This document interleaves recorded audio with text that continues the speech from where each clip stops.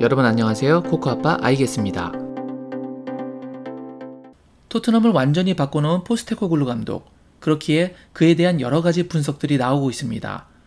그런데 그 분석들의 주요 초점은 대부분 포스테코글루 감독의 전술적 변화에 치중하고 있는 것 같습니다. 하지만 사람은 기계 속에서 돌아가는 톱니바퀴 같은 부품도 체스판이나 장기판 위에 말도 아닙니다. 감독이 그 자리에서 그 전술을 하라고 선수를 꽂아 넣는다고 해서 머릿속에서 구상했던 경기력이 나오는 것은 아니죠. 토트넘의 팬의 재미있는 글을 하나 보여드리겠습니다. 콘테 체제에서 내 생각은 이랬어. 로메로는 빌어먹을 아르헨티나에만 관심이 있고, 손흥민은 끝났고, 비수마는 부족하다고 생각했고, 포르는 수비를 할 수 없다고 보였으며 페리시치는 끔찍하다고 말이야. 그치만 그것은 콘테가 생각했던 거였고 결국 콘테의 그 생각은 틀렸던 거였어. 3백을 4백으로 바꾼다는 전술적 변화의 이유로 로메로가 아르헨티나에서 보여줬던 열정이 토트넘에서도 발현되는 것이 가능할까요? 당연히 아니겠죠. 선수들에게 내가 할 수 있다는 자신감, 해내고 싶다는 동기부여, 또한 하나의 팀이라는 일체감 같은 정신과 감정적인 측면에서의 동력이 받쳐주지 않으면 팀 스포츠인 축구에서 절대 이런 경기력이 나올 수는 없습니다. 그래서 오늘 저는 포스테코글루 감독이 토트넘을 바꿔놓을 수 있었던 가려진 진짜 이유에 대해서 이야기해 보려고 합니다. 그럼 그 이야기 바로 시작하겠습니다. 우선 로메로에 대한 이야기부터 시작을 해보겠습니다. 그는 분명 뛰어난 수비 능력을 가진 선수입니다. 하지만 토트넘 팬들은 그런 그에게 늘 불만을 가져왔습니다. 로메로가 평소에 보여주는 모습에서 그의 마음과 열정이 소속팀인 토트넘보다 아르헨티나에 너무 치중되어 있는 것이 드러났기 때문이죠. 그러나 포스테코글루 감독이 부임하고 이런 모습이 확연하게 달라졌습니다. 포스테코글루 감독은 어떻게 로메로의 마음가짐과 태도를 바꿔놓을 수 있었을까요? 여러 가지 요인이 있겠지만 역시 가장 눈에 띄는 것은 로메로를 부주장에 임명한 것입니다. 자리가 사람을 만든다고 했던가요? 부주장으로 임명된 로메로는 누가 봐도 달라졌습니다. 그는 오롯이 토트넘에 집중하고 팀의 리더 그룹으로서 책임감을 보여주고 있는 모습입니다. 그것만이 아닙니다. 로메로의 문제점 중 하나는 경기 중 불필요한 흥분으로 쓸데없는 카드 수집을 한다는 것이었습니다. 누가 봐도 늦은 타이밍에도 불구하고 과도하고 무리한 태클을 들어가며 옐로우 카드를 하나 적립하고 경기를 진행하는 경우가 많았죠. 하지만 팀의 부주장이 되고 나서 이런 무모한 수비도 확연하게 줄었습니다. 지난 시즌 로메로는 경기당 0.33의 카드를 받았는데요. 이번 시즌은 현재까지 경기당 0.17로 카드 받는 횟수가 절반으로 급격하게 줄었습니다. 카드만 그런 것이 아닙니다. 평균 파울 횟수도 지난 시즌 1.6회에서 이번 시즌 0.8회로 절반이 떨어졌습니다. 물론 수비의 안정화로 인해 무리한 파울을 할 상황 자체가 줄어든 것도 요인이 될 수 있겠지만 경기를 보신 분들이라면 분명 로메로의 플레이가 예전과는 다르게 무게감이 생겼다는 것을 느끼셨을 겁니다. 이제는 더 이상 경기장 위에서 흥분하는 선수가 아닌 오히려 동료들의 흥분을 진정시켜야 하는 선수가 되었으니까요. 로메로는 자신의 부주장 선임에 대해 이브닝 스탠다드와의 인터뷰에서 이렇게 이야기했습니다. 정말 놀라운 일이었습니다. 주장단이 되리라고는 예상하지 못했어요. 구단과 감독님의 신뢰에 항상 감사하고 있고 늘 팀 동료들에게 저의 에너지를 전달하려고 노력하고 있습니다. 감독님이 제게서 무엇을 보고 부주장에 임명했는지는 모르겠지만 저는 항상 100%를 주려고 하고 있고 이곳에서 매우 행복합니다. 인터뷰 내용에서 감독에게 받은 감동과 팀의 부주장으로서의 책임감이 모두 느껴집니다. 이처럼 전술적 변화를 가져가기에 앞서 그 전술을 성심껏 따라줘야 하는 선수의 마음을 먼저 사로잡는 포스테코글루 감독의 팀 운영 철학에는 확실히 깊이가 있습니다. 이는 지난 시즌 콘테와 로메로의 관계를 본다면 더욱 극명하게 대비를 이룹니다. 콘테는 경기력이 좋지 않자 기자회견에서 공개적으로 선수들을 이기적이라고 부르며 비난했습니다. 그러자 로메로는 그 기자회견 이후 SNS에 그것을 반박하는 듯한 글을 포스팅했었고 올해 7월 풋볼 런던과의 인터뷰에서는 콘테와 선수단 사이에 균열이 있었다는 사실을 인정하기도 했습니다. 하지만 그랬던 로메로는 현재 감독인 포스테코글루에 대해서 이렇게 말합니다. 감독님은 훌륭한 팀을 구성하고 정말 좋은 분위기를 만들고 있습니다. 고작 2-3 달밖에 안 됐지만 팀원들 모두 감독님을 지지합니다. 항상 긍정적이죠. 오시자마자 감독님은 우리가 가족이 되길 바라셨습니다. 이것이 우리가 위대한 일을 이룰 수 있는 유일한 방법입니다. 이제는 로메로에게 아르헨티나뿐만이 아닌 토트넘에서도 책임감을 가지고 자신의 100%를 줄 동기를 만들어줄 수 있는 감독. 이것이 바로 포스테코글루 감독의 효과입니다. 부주장에 대해 이야기를 한 김에 이번에는 다른 부주장인 제임스 메디슨에 대해서 이야기를 해보겠습니다. 메디슨은 이번 시즌 토트넘으로 온 신입생입니다. 하지만 그의 활약상과 팀에서의 영향력은 누가 뭐래도 신입생이라고 할 수 없는 수준이죠. 팀을 옮긴 선수가 처음부터 아무런 거리낌 없이 이렇게 좋은 플레이를 곧바로 가져갈 수 있는 것이 과연 쉬운 일이었을까요? 저는 그렇게 생각하지 않는데 아마 메디슨도 저와 같은 생각인가 봅니다. 그는 스카이 스포츠와의 인터뷰에서 새로운 클로벌의 이적은 어려울 수 있습니다 라고 초기 적응에서 발생할 수 있는 애로사항에 대해서 언급했습니다. 하지만 그는 본인이 말한 그 어려움을 너무나도 쉽게 극복했죠. 그것에 대해서 메디슨은 이렇게 이야기를 했습니다. 새로운 플레이 스타일, 새로운 환경이었지만 상당히 쉬운 이적 후 적응이 되었는데 그럴 수 있었던 건 클럽 내의 사람들, 감독님, 그리고 선수들 덕분이었습니다. 메디슨은 레스터에서 이미 본인이 창의성과 득점력 그리고 풍부한 경험을 갖춘 선수라는 것을 증명한 선수였습니다. 하지만 그런 자신의 능력과 경험에서 비롯된 의견을 신입생의 입장에서 기존의 선수들에게 오자마자 피력하기란 어찌 보면 어려울 수 있습니다. 그러나 포스테코글루 감독 입장에서는 즉시 전력감으로서 활약해줘야 하는 메디슨의 그런 능력이 보다 편안하게 발현될 수 있는 환경을 만들어주는 것이 중요해 보였을 것입니다. 하지만 단순히 메디슨과 동료들에게 말로만 그런 환경을 만들어주려고 하는 것은 사실 부족할 수 있겠죠. 저는 그렇기 때문에 포스테코글루 감독이 신입생인 메디슨을 곧바로 부주장에 임명한 것으로 생각하고 있습니다. 이것은 포스테코글루 감독이 손흥민을 필두로 기존의 고인물들을 싹 갈아엎고 텃세 따위는 없이 새로운 팀을 재건하겠다는 의지 표명과 동시에 어색하고 적응하기 힘들 수 있는 메디슨에게 편안함과 자신감을 심어주는 신의 한 수였다고 볼 수 있습니다. 그렇게 이번 여름 이적 시장에서 거물급 선수들의 대거 이동이 있었지만 메디슨보다 더 빠르게 새 소속팀에서 이처럼 완벽한 적응을 마친 선수를 찾기란 쉽지 않죠. 메디슨은 인터뷰에서 이렇게 이야기를 했습니다. 저는 자유로운 느낌이 듭니다. 나 자신에 대해서 표현할 수 있게 되었고 이것은 감독님과 코칭 스태프 그리고 다른 동료들로부터 나오고 있습니다. 때로는 새로 이적 온 선수들이 기존의 동료들과 감독에게 좋은 인상을 주려고 너무 애를 쓰는데 그들은 저를 편안하게 만들어줬기 때문에 자연스럽게 저다운 모습을 보일 수 있었습니다. 이처럼 포스테코글루 감독은 두 장의 부주장 카드를 한 명에게는 태도의 변화, 다른 한 명에게는 편안한 적응을 위해 매우 적절하게 사용했습니다. 하지만 포스테코글루 감독의 강점은 이게 전부는 아닙니다. 메디슨은 로메로와 비슷한 이야기를 인터뷰에서 밝혔습니다. 감독님은 동기부여 스피치에서 정말 뛰어납니다. 그와의 미팅을 끝마치고 나오면 벽을 뚫고 나가고 싶을 정도로 강한 마음의 준비가 됩니다. 그는 매우 훌륭한 동기부여 스피커이며 그분의 큰 장점 중 하나입니다. 감독님은 모든 선수들이 그를 위해 뛰고 싶게 만듭니다. 모든 선수가 참여하고 일하길 원하며 준비가 되어 있습니다. 이처럼 로메로도 메디슨도 포스테코글루 감독에 대해서 찬사를 할 때 그의 전술적인 부분보다 동기부여나 사기를 진작시키는 스피치에 더 중점을 둔 이야기를 하고 있는 것을 확인할 수 있습니다. 그리고 그의 동기부여 스피치의 정점은 다음에 소개하게 될 비수마에서 더욱 선명하게 드러납니다. 2부 비수마.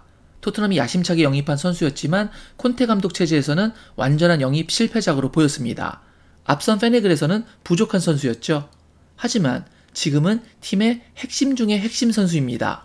이번 시즌 비수마가 얼마나 대단한 활약을 벌이고 있는지에 대해서는 제가 비수마 분석 영상에서 소개해드린 바가 있습니다. 그럼 과연 비수마는 포스테코글루 감독 체제에서 어떻게 달라지게 되었던 것일까요? 이것을 알기 위해서는 우린 비수마가 인터뷰에서 직접 밝힌 비하인드 스토리를 들어볼 필요가 있습니다. 포스테코글루 감독이 토트넘에 처음 부임했을 당시 손흥민을 비롯한 대부분의 선수들이 A매치 기간이었기 때문에 각국의 대표팀으로 흩어져 있었습니다. 하지만 당시 비수마는 국가대표 소집이 되지 않았기 때문에 토트넘 훈련장에 오게 되었고 가장 먼저 포스테코글루 감독을 만났던 1군 핵심 멤버였습니다. 포스테코글루 감독은 대부분 어린 선수들과 서너 번의 훈련 세션을 진행했는데 비수마를 따로잡고 면담을 했다고 합니다. 자네가 이 그룹의 리더가 될 수 있네. 로메로에게 부주장이라는 책임감을 쥐어준 것처럼 비수마에게 현재 남아있는 어린 선수들을 끌고 가야 하는 책임감을 주며 새 감독 밑에서 열심히 해봐야겠다라는 동기부여를 준 것이죠. 사실 비수마는 콘테 체제에서 너무 힘들었습니다.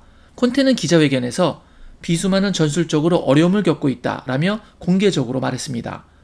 프리시즌 당시 대한민국을 방한했을 때에는 코로나에 걸리며 경기를 뛰지도 못했고 귀국 이후에는 곧 부상에 시달리기도 했었는데 감독의 공개 비판은 그를 더욱 힘들게 했던 상황이었습니다. 그런 그에게 로메로처럼 막중한 부주장을 바로 맡기기보다는 훈련장에 남은 고참이자 베테랑으로서 어린 선수들에게 모범이 될 수 있는 작지만 의미 있는 일부터 부여해 준 것입니다. 그런데 그 대화를 나눈 다음 날 곧바로 문제가 터졌습니다. 이튿날 비수마가 훈련에 지각을 한 것이었죠. 비수마의 이야기로는 그날 교통정체가 심했고 거기에 더해 타이어까지 펑크가 났었다고 합니다. 아무튼 포스테코글루 감독은 지각을 한 비수마를 불러 이야기했습니다. 리더 또는 큰 선수가 되고 싶다면 시간을 엄수해야 하고 클럽의 모든 세부사항을 존중하려 노력해야 해. 그러자 비수마는 감독과 다른 선수들에게 자신의 지각에 대해서 사과를 했고 그 이후 다시는 지각을 하지 않았다고 합니다. 그리고 그런 달라진 비수마의 태도에서 포스테코글루 감독은 비수마를 중심으로 수비의 빌드업을 짜기 시작했죠. 태도의 변화를 유도했고 그것이 이루어지자 실제로 그를 중용한 것입니다. 비수마는 인터뷰에서 이렇게 말했습니다. 저는 감독님이 원하는 대로 합니다. 감독님은 저에게 많은 긍정적인 말을 했습니다. 그는 저에게 자신감을 가지게 했고 첫날부터 그것을 보여줬습니다. 그리고 저에게 이렇게 말했죠. 그냥 너 자신이 되면 되는 거야. 우리가 보고 싶은 축구, 그리고 모두가 보고 싶은 축구를 해. 왜냐하면 네가 할 수 있는 것들이 많으니까. 나는 너에게 모든 자신감을 줄 테니 그 이후 나머지는 너의 몫이야. 비수마의 마음에 자발적 동기부여라는 씨앗을 심어준 순간이었습니다. 그런 비수마는 포스테코글루 감독의 장점에 대해 다른 선수들과 마찬가지로 전술적인 측면보다 심리적인 동기부여와 안정감을 주는 것을 꼽았습니다. 감독님은 선수들과 매우 가깝게 지냅니다. 그것이 중요합니다. 감독님은 선수들과 이야기를 나눌 때 그들에게 자신감을 줍니다. 이처럼 포스테코글루 감독은 비수마에 가려졌던 재능을 알아보고 다시 돌아올 수 있는 동기부여를 해줄 수 있는 능력을 가진 감독인 것이죠. 하지만 모든 선수에게 늘 따뜻하게 대한 것은 아닙니다. 과감한 상황에서는 냉정하고 칼 같은 면을 보이기도 합니다. 해리 케인이 팀을 떠나자 그 즉시 기존의 주장단을 전부 해임시켰습니다. 그리고 토트넘 기존 주장단의 멤버였던 요리스와 다이어를 경기에서도 과감하게 배제시키고 있습니다. 한때 재계약설까지 나왔던 다이어지만 지금은 사실상 토트넘 전력 외 선수로 분류되고 있죠. 이처럼 따뜻할 때에는 훈훈하지만 불필요함을 느낄 때는 가차없는 포스테코글루 감독이 부족했던 선수를 살리는 데 있어서 늘 스피치만 사용했던 것은 아닙니다. 전술적 보완으로 선수를 바꿔놓은 사례도 있죠. 포로는 이번 시즌 확실히 수비가 좋아졌습니다. 콘테 체제에서는 3백을 기반으로 하는 수비에서부터 높은 지역까지 공격에 가담하는 플라잉 윙백으로 활약했지만 이번 시즌 포스테코글루 감독 체제에서는 4백을 기반으로 하는 수비에서 안쪽으로 파고드는 인버티드 풀백을 맡고 있습니다. 포로가 스카이스포츠와의 단독 인터뷰에서 이번 시즌 향상된 수비력에 관한 설명을 했는데요. 제가 이해를 돕기 위해 추가적인 설명을 곁들여 전해드리겠습니다. 포로는 콘테 체제에서 5백으로 수비를 하는 것은 센터백 숫자가 3명이나 되기 때문에 윙백이 공격에 가담할 수밖에 없고 그런 과도한 전진은 수비를 할 때 부담을 많이 주었다. 하지만 4백 체제에서는 센터백이 2명이기 때문에 풀백으로서 좀 더 수비에 집중할 수밖에 없었고 그렇기에 수비력이 더 나아졌다 라는 내용의 인터뷰를 했습니다. 지금 보시는 장면은 스카이스포츠에서 제공한 지난 시즌과 이번 시즌의 포로 히트맵입니다. 이번 시즌 확연할 정도로 박스 안에서의 수비 활동 범위가 증가했습니다. 빌드업과 공격 지원 능력에서는 포로가 에메르송보다 킥력과 스피드가 더 받쳐주기 때문에 더 좋은 옵션으로 볼 수 있습니다. 스카이스포츠 분석에서도 포로가 인버티드 풀백으로서 중앙에 위치하며 손흥민의 헤트트릭골을 어시하는 장면에 대해서 분석하고 있습니다. 하지만 수비력만 봤을 때에는 분명 에메르송이 더 뛰어납니다. 그러나 포스테코글루 감독은 다르게 생각한 것 같습니다. 포로의 수비 능력은 전방으로 진출이 많은 윙백에서는 분명 문제가 되겠지만 후방과 미들진에 머무르는 풀백에서는 문제가 되지 않는다고 말이죠. 그렇다면 빌드업과 킥력이 더 좋은 포로를 활용할 수 있겠다고 말입니다. 그리고 이와 같은 문법은 앞서 형편없다고 평가받은 페리시치에게도 적용되었습니다. 페리시치 역시 콘테 체제에서 플라잉 윙백을 소화했습니다. 현재 나이 34세의 페리시치에게 공격과 수비 모두 부담시키는 것은 매우 버거운 일이었을 것입니다. 그래서 포스테코글루는 페리시치에게는 포로와 반대로 수비의 부담을 덜어주며 윙어로서의 공격 역할에 더 집중할 수 있게 해주었습니다. 그러자 확실히 지난 시즌보다 더 위협적이고 편안한 모습을 보여줬습니다. 다만 최근 전방 십자인대 부상으로 토트넘에서의 이번 시즌 활약은 사실상 마무리될지 모른다는 점은 아쉬울 수 있는 부분입니다. 아무튼 이처럼 포스테코글루 감독은 선수의 능력치를 정확하게 파악해 공수를 모두 관여해야만 했던 포로와 페리시치에게 포로는 수비의 무게중심, 페리시치는 공격의 무게중심을 주면서 각각의 부담을 줄여주고 부족했던 영역의 능력치를 높여주는 인적 배치를 하고 있는 것이죠. 정말 대단한 감독입니다. 그럼 이제 마지막으로 손흥민 선수에 대한 이야기를 해보겠습니다.